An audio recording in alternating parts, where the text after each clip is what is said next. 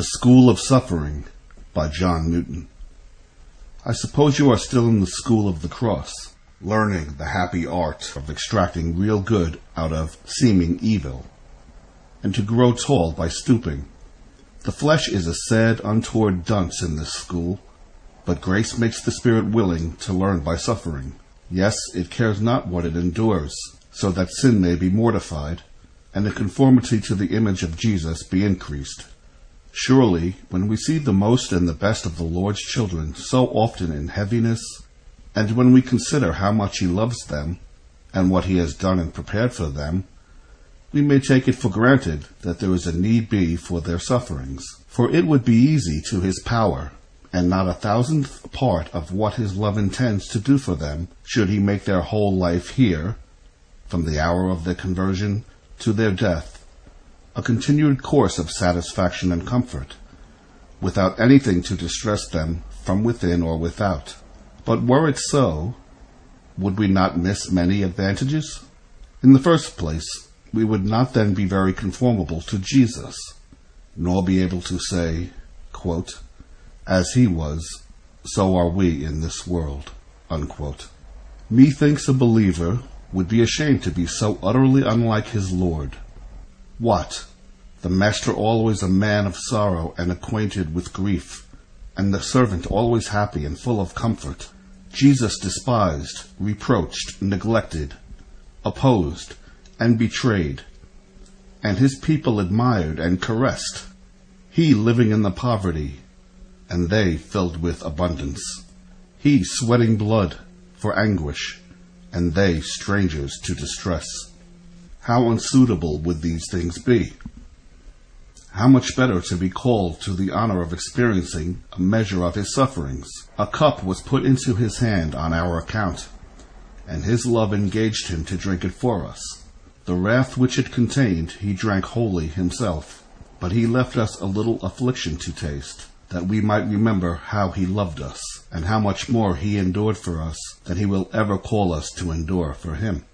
Again, how could we, without sufferings, manifest the nature and truth of the Christian graces? What place should we then have for patience, submission, meekness, forbearance, and a readiness to forgive, if we had nothing to try us, either from the hand of the Lord or from the hand of men?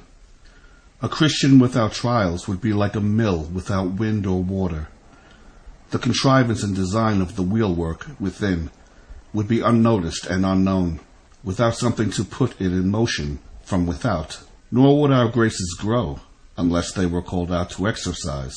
The difficulties we meet with not only prove, but strengthen, the graces of the Spirit. If a person were always to sit still, without making use of legs or arms, he would probably wholly lose the power of moving his limbs at last. But by walking and working he becomes strong and active. So, in a long course of ease, the powers of the new man would certainly languish. The soul would grow soft, indolent, cowardly, and faint. And therefore the Lord appoints his children such dispensations as make them strive and struggle and pant. They must press through a crowd, swim against a stream, endure hardships, run, wrestle, and fight, and thus their strength grows in the using. By these things, likewise, they are made more willing to leave the present world, to which we are prone to cleave too closely in our hearts when our path is very smooth. Had Israel enjoyed their former peace and prosperity in Egypt, when Moses came to invite them to Canaan, I think they would hardly have listened to him. But the Lord allowed them to be brought into great trouble and bondage, and then the news of deliverance was more welcome. Yet still they were but half willing, and they carried a love to the flesh pots of Egypt with them into the wilderness. We are like them.